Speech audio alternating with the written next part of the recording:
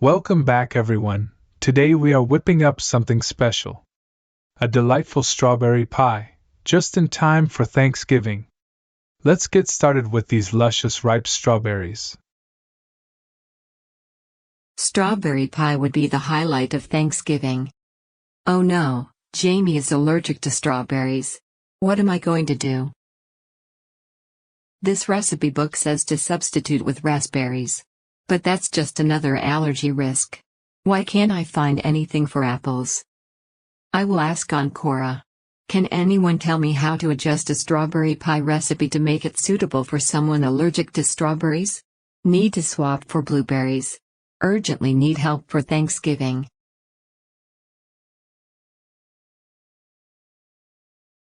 Still no answers? Oh dear, it's already been 3 days. Let's see. If I just replace the strawberries with blueberries, that should work, right? Maybe a bit of extra sugar? Oh, and what about the pectin levels? If only I had someone to help me figure this out. Someone who knows exactly what to do. So, just like how you may want to solve your common everyday problems, students also face problems. Students can face a variety of problems, such as about their friends or their love life. But for computer science students, we are faced with error message from programming. Students have a few ways to deal with this problem. One of the ways is to use Piazza, which is a platform for students and teaching assistants and professors to communicate about any questions or doubts that we may have about the course. However, the problem with Piazza is that sometimes it takes a very long time for TAs to respond to the inquiries. Students can also use other software like ChatGPT and Coursera, but the answers are too general or sometimes not accurate. Therefore, students need a new solution to solve these problems. We've decided to interview 4 students on what they think about ChatGPT, Piazza, and Coursera. One thing I found that is unfavorable of Piazza is I normally can get the answer of a question within 2 to 3 hours after I post it, and that really gonna be a problem if I was stuck by an error in my homework. But for ChatGPT or Coursera or some software like them, they can only give me a general answer to the question, but can't help me with the specific issues in my homework. We do have large language model like GPT, like Gemini. We have a forum like Stack Overflow, even a YouTube channel. However, when all those methods not working, we're not getting the answer we're looking for. Then the last place we're going to is Piazza. However, if TA is not actively responding and classmates not reading the post at all, then I don't know where to go next. And it sometimes just annoys me. So Piazza is not reliable in a way where I don't know if my query has already been answered and TAs have to manually go through it and tag it to the original question. So I think that way students lose a lot of time, and even TAs lose time because they have to answer the same things again and again. Basically, your experience with Piazza depends on the people who are managing the forum, the answers you get, how fast you get it. It totally depends on the TAs that are handling it. So if you have a really bad group of people managing it, your experience will be really bad. Your queries will not get solved, and even if they do get solved, they might not be satisfactory in a way. So that's probably one issue with Piazza. As you can see from the interviews, we found that students were not happy about generally 3 things. First, Piazza faces delayed response. Second, ChatGPT responses are inaccurate or too general. And third, sometimes TAs do not even respond to the students' inquiries. As we can see, this is a very big issue for students that are facing currently at school. So a new solution solving students' problems would actually generate a great business opportunity. And investors, I'm here to walk you through it. If we first look at the global e-learning market as a whole, it is projected to reach $848 billion by 2030 at a compound annual growth rate of 17.54%. A significant portion of this booming market is driven by on-demand educational support. Let's take a step further. The subdivision that our product falls in is called Q&A platforms.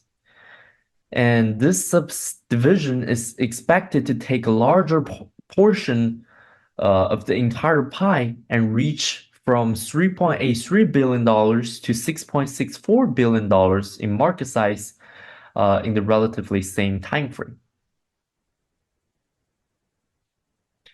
Specifically, our competitors Piazza, Course Hero, and Chegg in this subdivision together made $819 million in total revenues in 2023.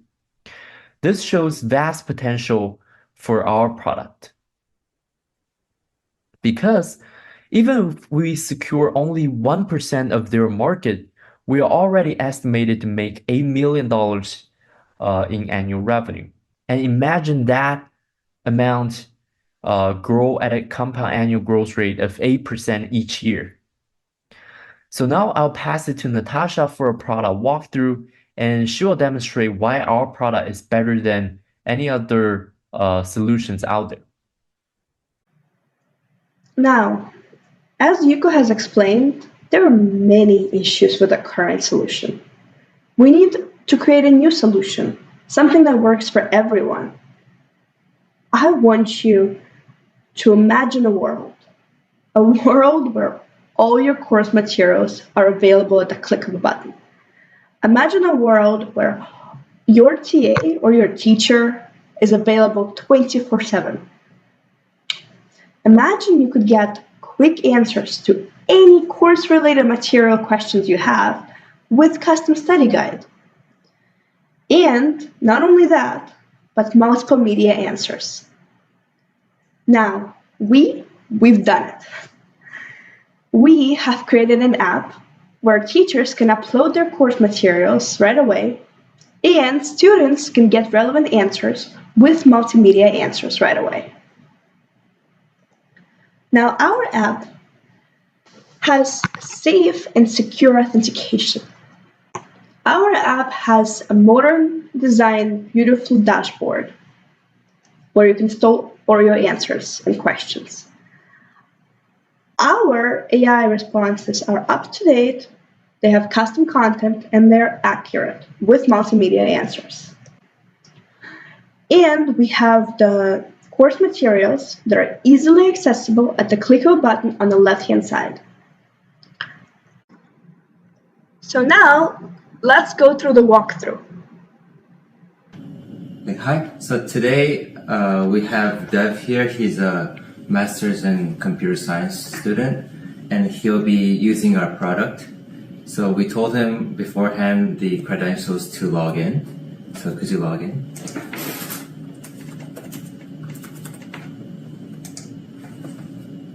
So we made a chatbot about American history. So this is the Dashboard History 101.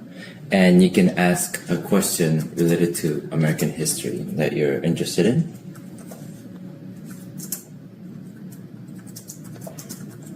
So the question is, what was Jefferson's part in the Louisiana Purchase?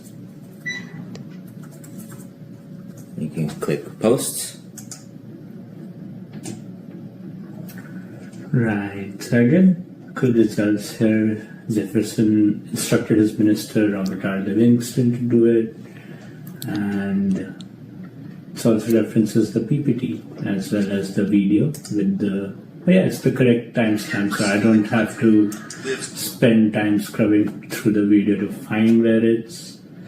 And here's the slide. I wish I could look at the complete PPT. I hope it's here somewhere. And it's here.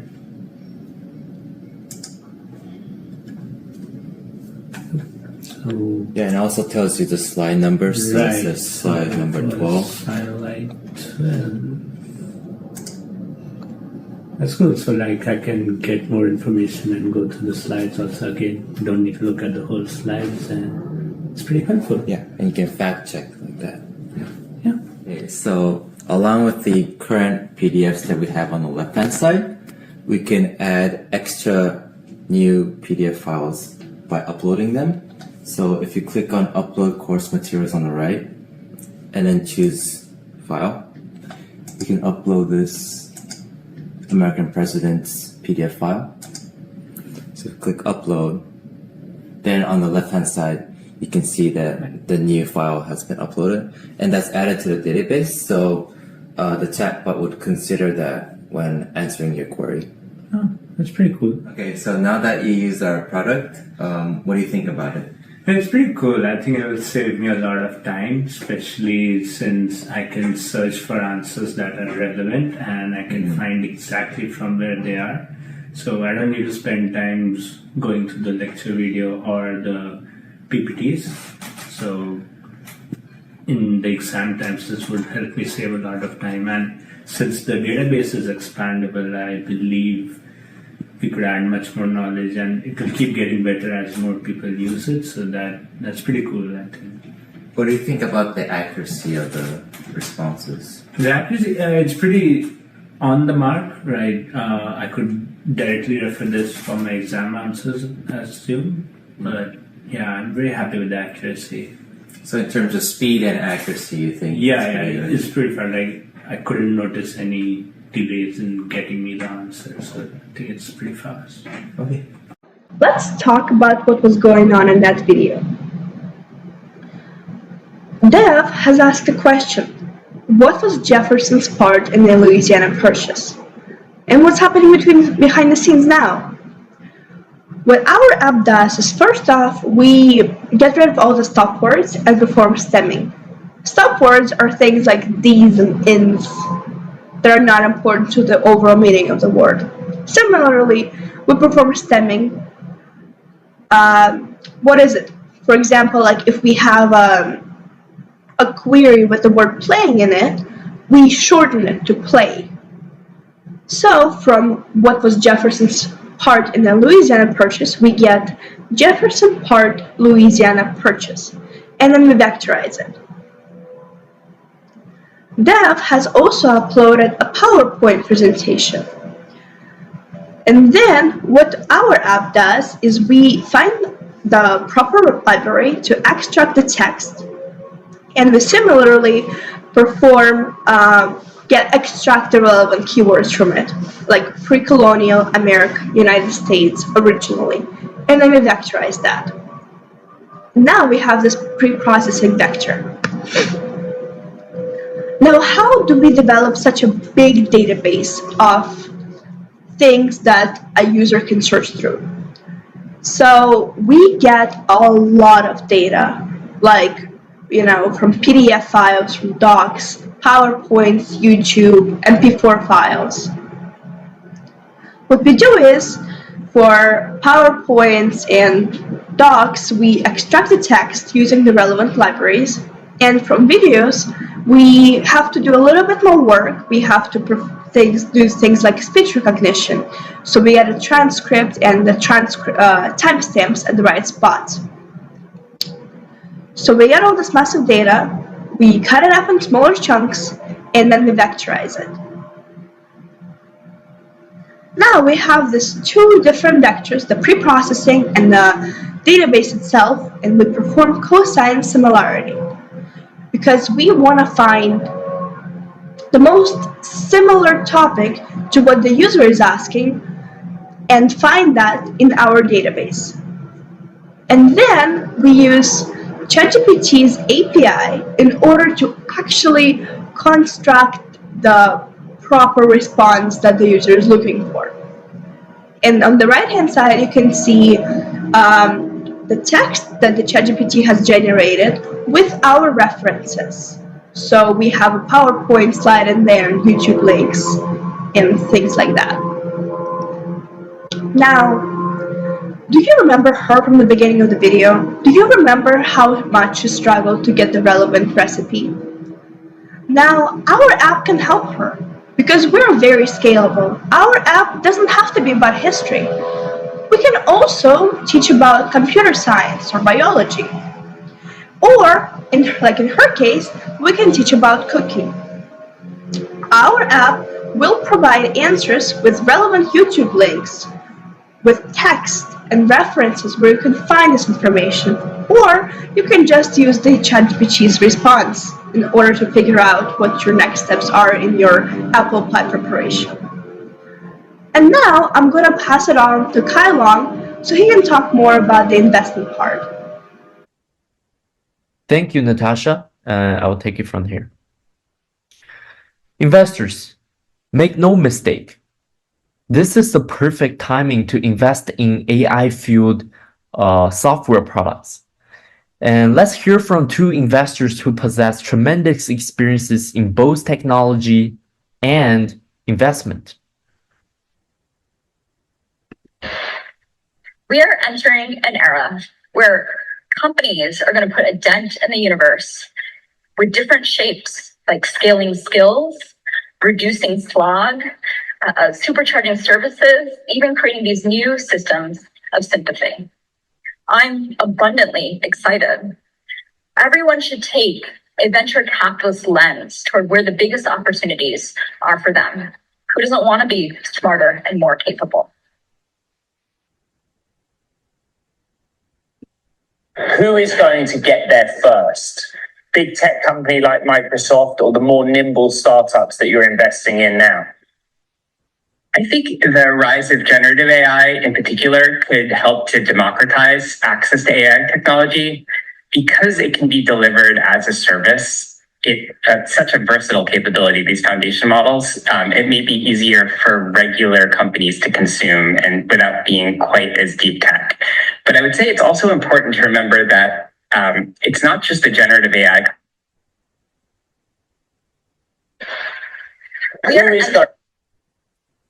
So, our competitors are sure to catch up on this trend.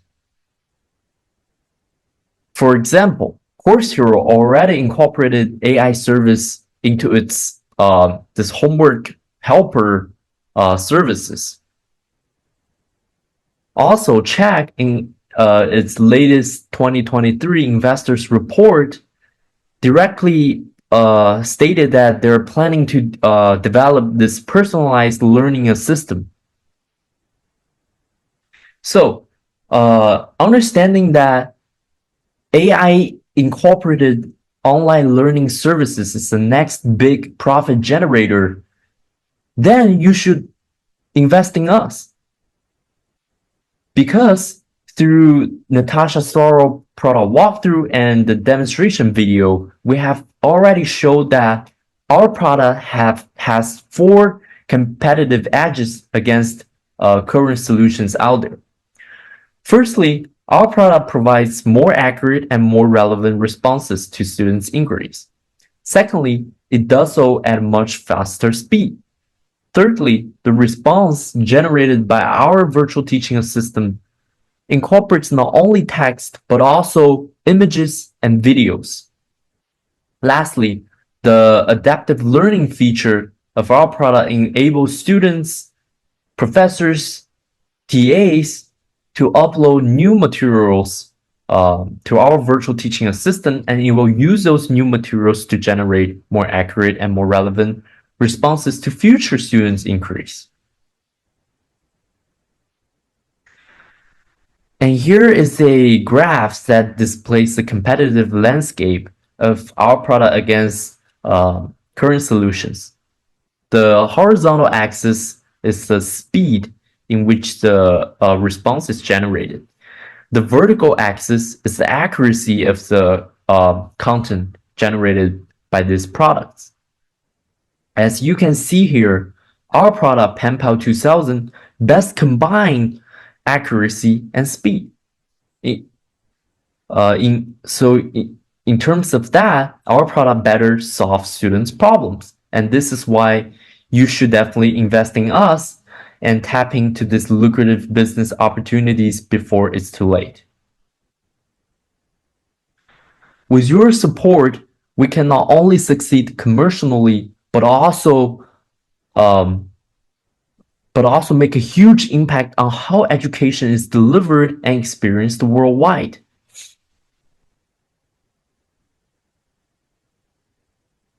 And lastly, let's not forget about grandma.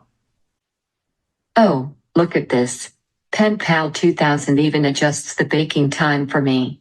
Jamie's going to love this blueberry pie. It is perfect. It answers all my questions. Nothing warms the heart like seeing the whole family together, happy and healthy. Thanks to Penpal2000, our Thanksgiving is complete. Thank you.